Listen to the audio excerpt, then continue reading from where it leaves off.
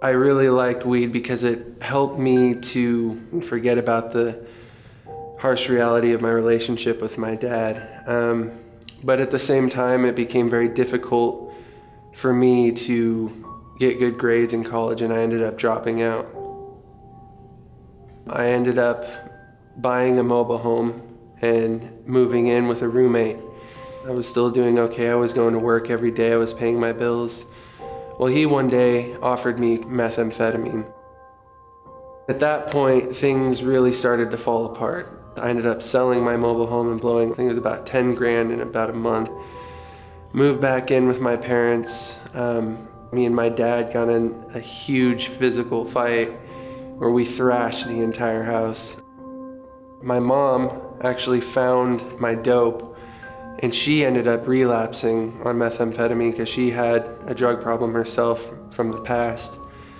Ultimately, I got kicked out, homeless.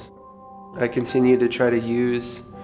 I was lost and aimless a lot of the time, wandering the streets of Portland, not knowing where to go or what to do.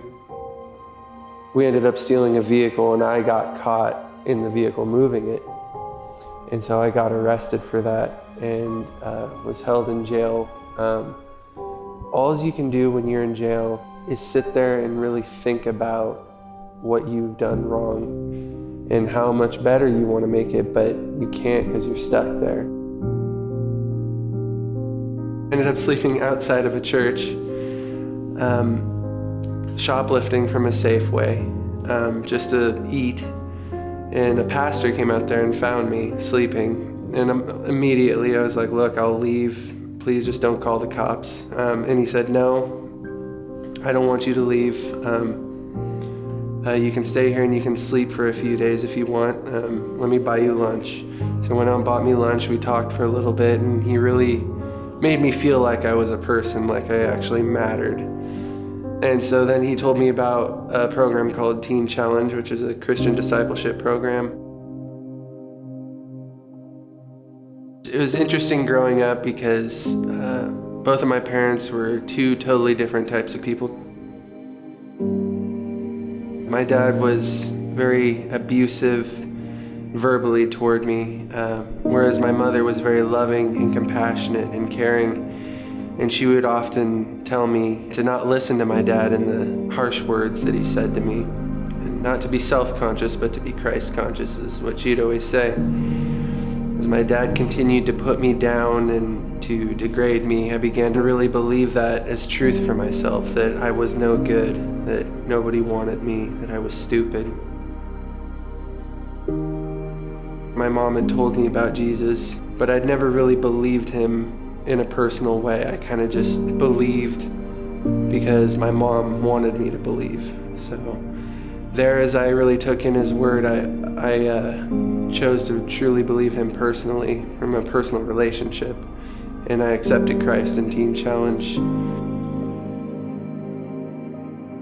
Cameron came to speak a couple times up at our Teen Challenge, and it seemed like such an amazing option because I really wasn't sure what I was going to do after Teen Challenge. I didn't have a home to go to. All the rest of my friends had pretty much wrote me off. I knew I didn't really want to live in Portland anymore either. There's a lot of triggers there.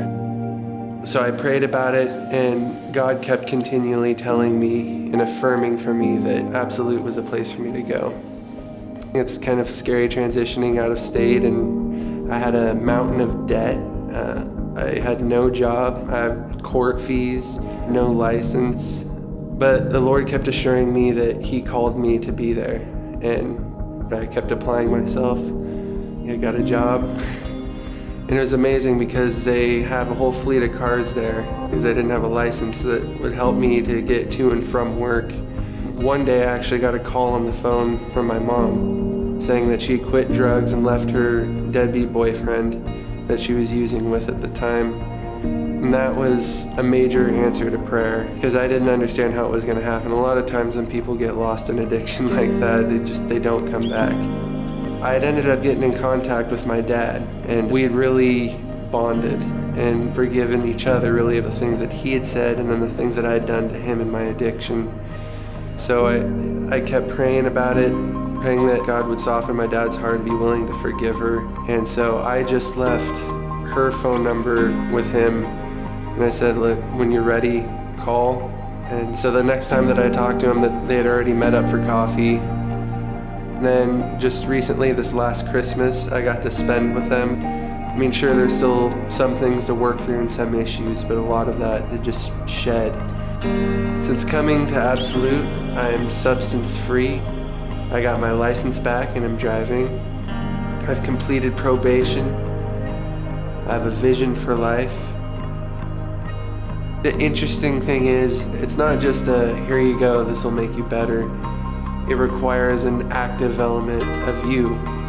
It's only a resource where you're gonna get out of it what you put into it. Yes, you're receiving, but you have to actively put it to practice. And so Absolute's been amazing with giving those resources and those tools that are necessary for successful living. One of the things now today that my mom tells me is my success and what God was doing in my life was a major turning point for her.